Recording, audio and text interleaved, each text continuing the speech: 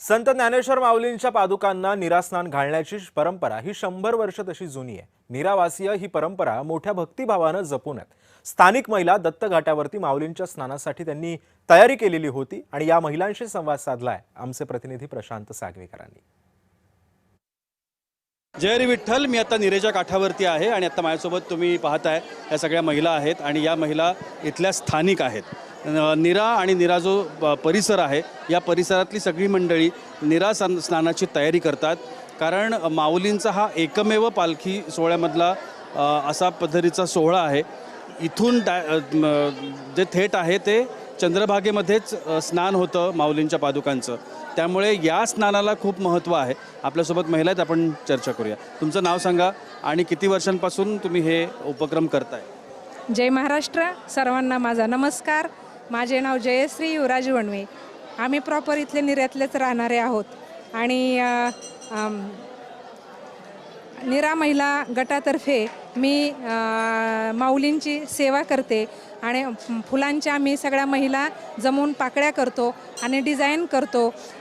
खूप छान वाटतं आणि माऊलींच्या सोहळ्याने निर्यात म्हणजे आमचं पहिलं कुठला सणवार नाही, पण माऊली म्हटलं की आमचं खूप मोठा सण आहे। सगळे पाहुणे रावळे पण येतात आणि फुलांची डिझाईन खूप सुंदर प्रकारे माऊलीच करून घेतात असं म्हणायला काही हरकत नाही। सेवा माऊलीच करून घेतात आणि सगळं आनंद वातावरण असतं आणि या संपूर्ण सोहळ्यामध्ये तुम्ही पण सगळे सहभागी झाले आहेत। तुम्हाला कसं वाटलं सहभागी? खूप छान वाटतं। तुम्ही कुठून आलात? आम्ही मुंबईवरून बोरवली बहीण। बरं, तुम्ही कुठून आलात? मी जामखेडवरून आले। मला खूप छान वाटलं, म्हणजे पहिलीच वेळेस माझी, मी कधी अनुभव नव्हता घेतला, पण खूप छान आनंद घेतला, मला भारी वाटलं। माझं सुंदर। तुम्हाला कसं वाटलं? मला तर अति सुंदर वाटलं। म्हणजे कसं आहे, आम्ही वारकरी परभणी जिल्ह्यातले आहेत। आमची दिंडी केशव महाराज यांची आहे, परंपरेपासून आहे। आज मला 4 वर्ष झालं आम्ही येतो ना। दिंडी चालक रावसाहेब आबासाहेब खिस्ते हे निवडी राहणार आहेत आणि तालुका जिंतूर जिल्हा परभणी। आम्ही अति सुंदर भजनामध्ये याच्यामध्ये छान करतो, आम्हाला खूप आनंद वाटतो। माऊलींच्या आगमनाची आम्ही आतुरतेने वाट बघतो। रामकृष्ण हरी। माऊली, आम्ही सुरातून येतो। आम्ही ना 43 नंबरच्या दिंडीमध्ये चालतो। आमची ही 22वी वारी आहे, पण दरवर्षी आम्ही माऊलीच्या सोहळ्यात इथे निरामध्ये माऊलीबरोबर आंघोळ करतो। हो, दरवर्षी। तर आम्हाला आनंद वाटतो आणि आम्ही पुढे प्रवास करतो। आणि म्हणजे 22 वर्षापासून या दत्ताच्या मूर्ती जो येतो, पहिले जुनी मूर्ती होती, आता इथे नवीन मानल्या गेली, पण या सोहळ्याचा इतका आनंद आहे की ते सांगू शकत नाही।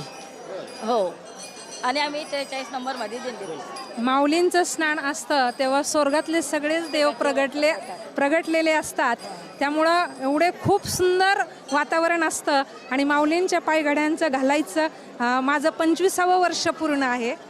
हां, दरवर्षी आम्ही फुलांच्या पायघड्या घालतो, हे माझं 25वं वर्ष आहे।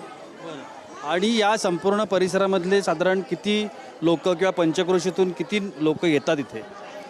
भरपूर असतात, म्हणजे भरपूर लाखोनी करोडोनी भरपूर पब्लिक असतं, पण थोडेसे आतमध्ये मोजकेच असतात, कारण की खूप गर्दी होती ना, त्यामुळं थोडेसेच लोक असतात आतमध्ये।